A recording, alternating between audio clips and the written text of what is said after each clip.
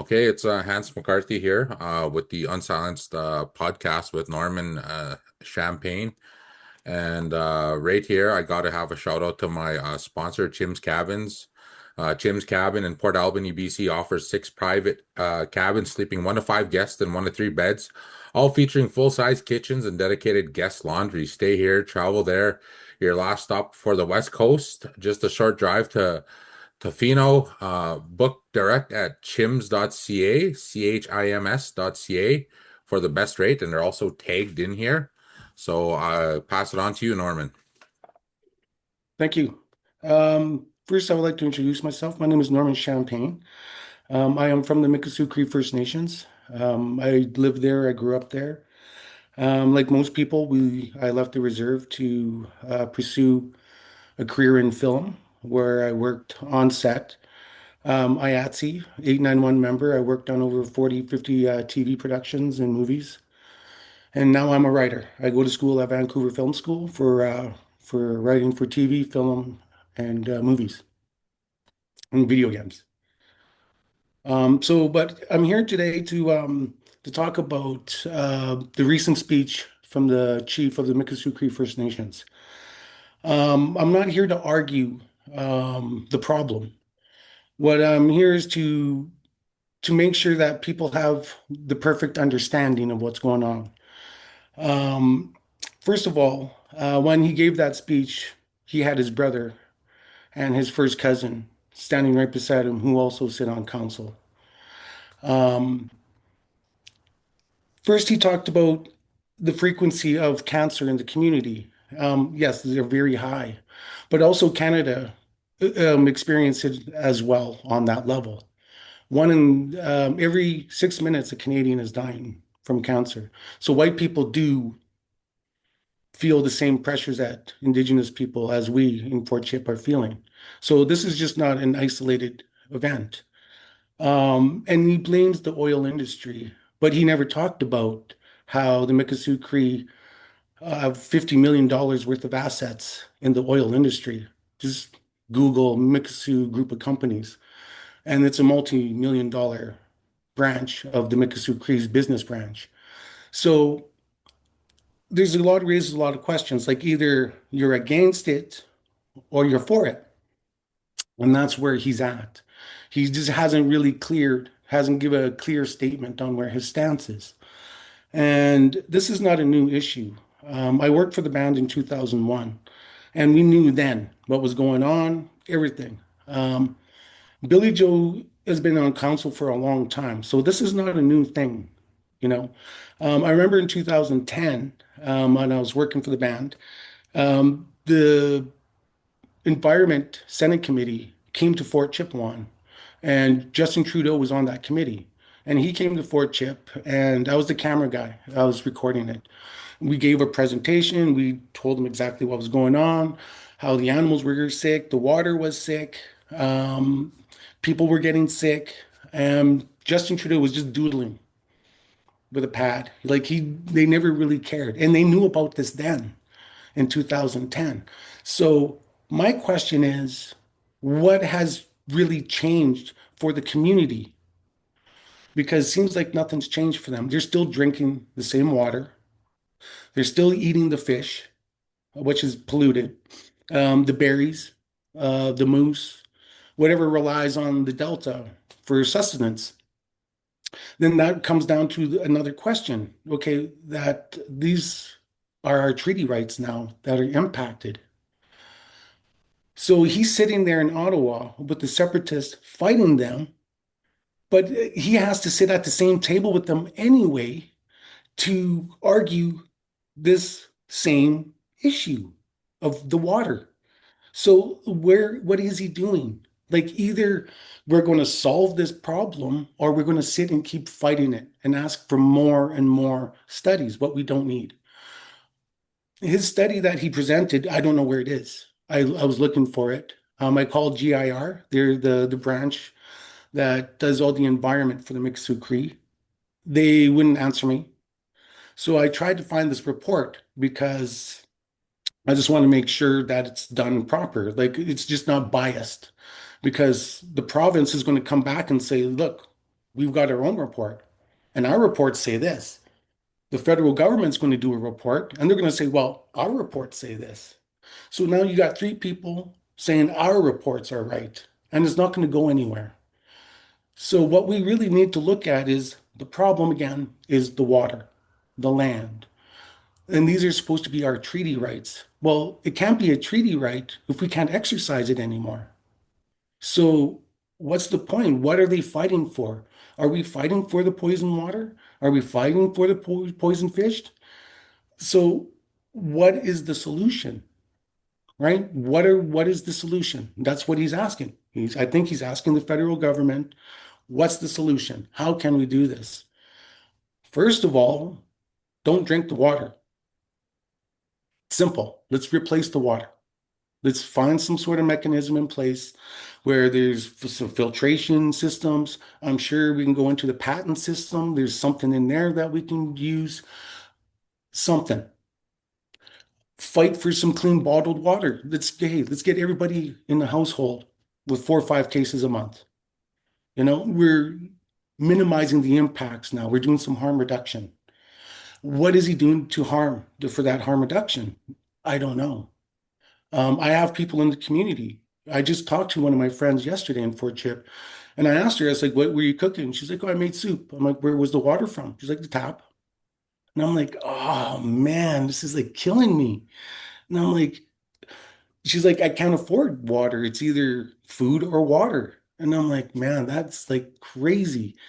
I'm like, I feel bad for you guys. I'm sorry you're going through this, but what else do they have?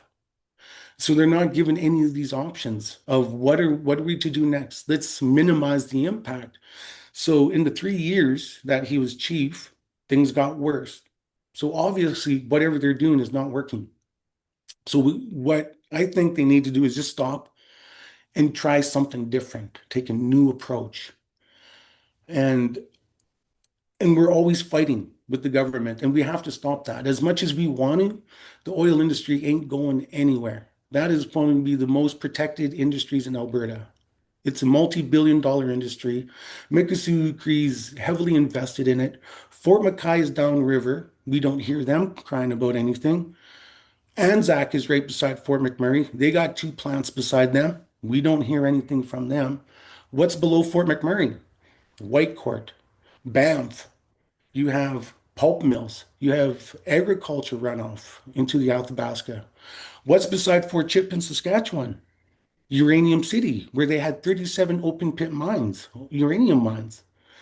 Nobody's looking at the problem as a whole. And that's why the governments are loving this because we can't pinpoint it. It could be from the uranium mines, it could be from the oil sands, or it could be from the pulp mills below Fort McMurray on the Athabasca because it comes from Banff, from the Athabasca Glacier. So what are they talking about? You know, what's the point? Like, why did he go to Ottawa to go up and give this emotional rant? And most people don't know this, that Mikisew Cree's having an election on June 20th. And this is some grandstanding at the 11th hour. So to get votes, he could have talked about this last year. He could have talked about it the year before. He didn't. Mikisew Cree had an environment conference.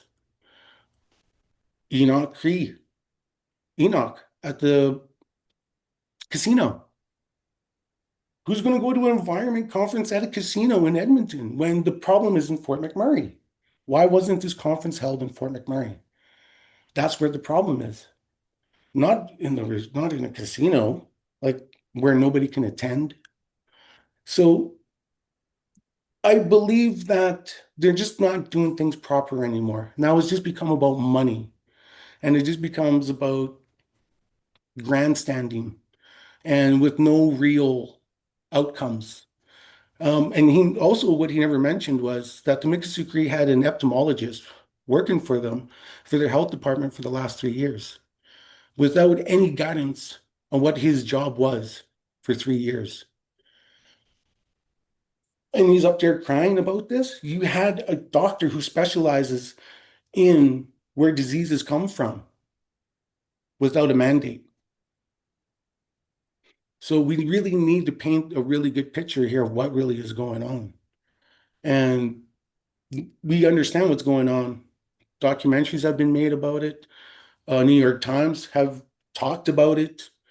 And we don't need any more people talking about it. We need people actually doing something about it, which is we're going to have to do it. Just we're going to have to stop eating the fish. We're going to have to stop eating the moose. As much as bad as it sounds, we cannot practice our treaty rights anymore because that's literally is what killing us. And it's a sad, hard truth. We got tons of lakes, so people can actually maybe put some fish farms. Maybe we can do a moose farm. I don't know if that's a real thing, but hey, it's a suggestion. It's something to look into. But nothing's being looked at. Oh, and Billy Joe makes 200,000 a year, and he's in Edmonton all the time, so it's pretty easy not to drink cancer water in Edmonton. So again, now it's left to the people, to my friend eating hamburger soup in that water, and there's nothing she can do, and she's feeding her family with that water. So where is the alternatives? What's the answer? And that's what it comes down to at the end of the day, that the people are really suffering, and nobody's helping. They just turn into more of a political issue rather than an urgent issue of how to deal with this.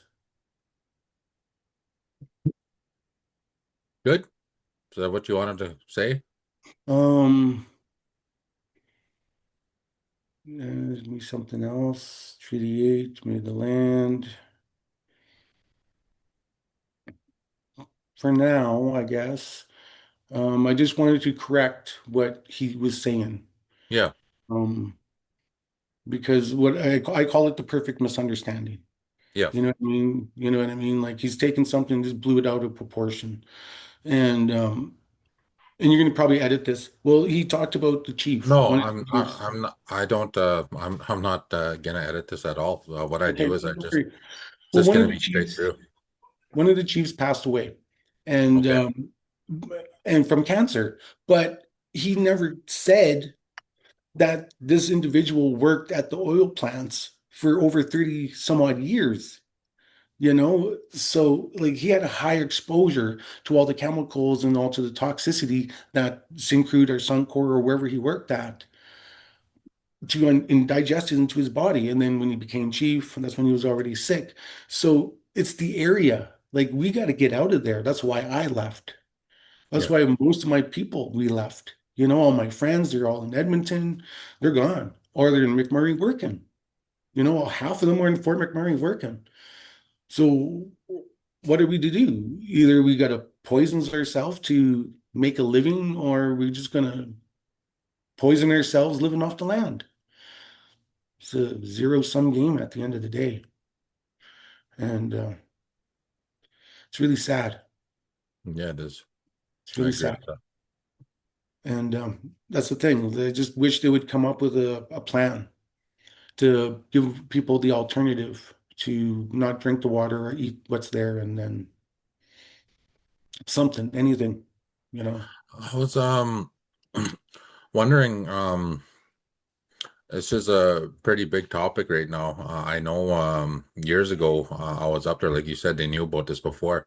When I was with Frog Lake First Nations and I was with my dad and he took a group of people. There was a conference in Fort McMurray and there was a couple of the bands that were up there and they were talking about rare cancers and different kinds of cancers. Like this issue was there before, like you were talking about, and it was known for. And from what I can see is that you're saying that you would rather see instead of going like having the publicity and stuff like that, that there should be a solution in place that your community could do to help the people instead of just basically going about ranting around in public. Is that right to assume that or Yeah, no, that's exactly it.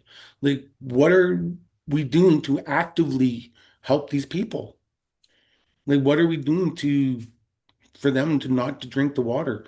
So if the rates are getting higher, then what they're doing is not working. So they said they have a treatment plant. like a purification place, Yeah. but they're just purifying that lake water, and they're not getting anything. Because the last time I was there, um, you can't, they said, don't consume it, don't brush your teeth with the water, and when you have a shower, that it can't be hot because the chemicals change there's a structure change with the hot water.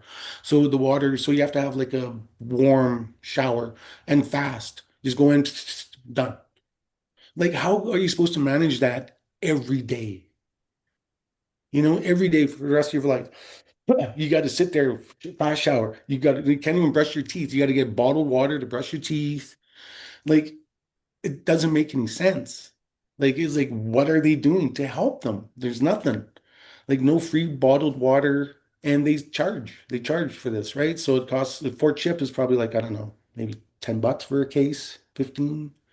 Not like here in Vancouver, I can get a case of water for 2.99. Yeah. Almost. You know what I mean? And we got some of the best water in the world here in Vancouver and BC. So we don't have that problem. But up there, they're making their hamburger soup, their duck soup, their fish soup, their bannock, daily sustenance, their berries. Um, and that's why their stomach. Like, I lived in Fort McKay, which is right there. Yeah. And I was there for 5 years. And I started getting ulcers in my dual derna. Yeah. And it's like a little tube that connects your intestine to your stomach. Okay. And so they started sending me out and they found ulcers in there. So even in Fort McKay, they're getting it, but they just deal with it because they're in bed with the oil industry, very heavily invested, Fort McKay. So Yeah. they can't say anything and they don't say anything. Like, why weren't they beside Billy Joe supporting him? And they're right beside Syncrude, and they got one in their backyard, a plant total, but I think it might be something different now. But back then, and they're not saying anything. So what's the difference here? Why is Mackay quiet, and why is Fort Chip crying like it's 2006 when John Connor said this, or Yeah. Dr. John Connor, I believe that's his name. And what's changed? If nothing's changing, then what was this whole rant for? To point your finger at the oil industry, where we were heavily invested in, to compare us to non-Indigenous people across Canada, because we're a multicultural society. We're not just white anymore, like back in the day. So yes, Canadians are impacted by cancer. 1 in 2 Canadians are impacted. My dad died of cancer, cigarettes. But he wasn't in Fort Chip, BC, right? Cigarettes got him. Um, we're all impacted by it, not just them. And it's sad that the rate that they're going at, but nobody's dying every 6 minutes. Canadians are dying every 6 minutes, right from BC to Newfoundland. Yeah. And we got to be sensitive to them as well. And we just can't compare ourselves with them. So I like to apologize to all the Canadians out there that he offended by saying that. Because this is an issue that we're united on. We shouldn't be pointing our fingers at, oh, does this happen to them? Does this happen to them? Yeah, we're human. It impacts everybody. We got to live together. We can't fight anymore. Those days are over. Yeah. We have to sit down and come up with a solution. And the number one solution that I came up with, they can have this, that it's only been done 3 times in the world. Ecuador was one of the first countries to actually give their forest human rights. Right? I think the Innu did it as well. I think New Zealand did it, where nature has human rights, and it's never been done in Canada. And the Athabasca is the only river that hasn't been dammed. So I'm like, well, why don't we give the Athabasca human rights? Let's protect it like it's a human being. Let's stop fighting each other now. Let's fight for the river because that river is our treaty right. All our treaty rights is based on that river. The fish, the hunting, our mobility. We can't go anywhere without the river, the lake.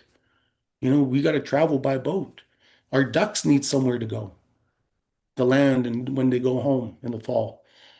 We got to protect the water, and that's how we protect it. And it would be new, and it's a new concept, and that's where we need to go. Like to stop thinking of fighting, and now we got to sit at the table and not renegotiate treaty, but get things. We need a new band office. Fort Chip's band office is like a little cabin in the woods across the road from the dump. Like, did Billy Joe talk about that? And it had rats. And I'm like, we need a new band office, bro. Like, why are you not thinking in these terms of how we can use this to get things? Let's get water for our people. Let's get bottled water, crates and pallets of water for our people. Let's get some farming programs and get some potatoes going, something. Let's come up with something, anything. But we got nothing. We just got a rant from Ottawa. That pretty much sums it up, like what you just said. We got a just a rant from Ottawa. I think that's a thing that's really frustrating you that you want action, but you just basically summed it up and said it's just a rant from Ottawa. That's all it is at the end of the day. It's just a political issue. And there's an election coming up with the Mikisew Cree, and hopefully, democracy prevails and they get new leadership. But even that's a whole different topic because they just said that there will be no online voting. So out of all the out of province people, which is almost 50% of the membership can vote, and only four voting stations in Alberta. So only maybe 500 and change can vote, while the other 2,700 are left out. And my mother's an elder, lives in Saskatchewan in a home, and she would love to vote. She can't because there's no way for her. There's no mail-in methods. There's no telephone.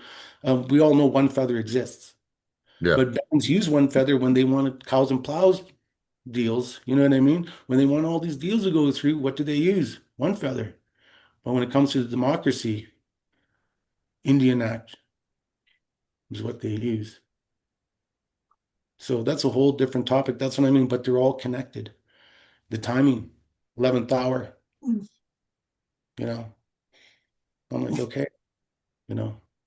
It's good that the issue is getting more, you know, but we need action. At the end of the day, what is being done? How can we measure their actions? That's it. What's being done? Let's minimize these numbers and that's it. yeah. As well, uh, have you completed saying what you wanted to say for now? I think I'm good, my friend.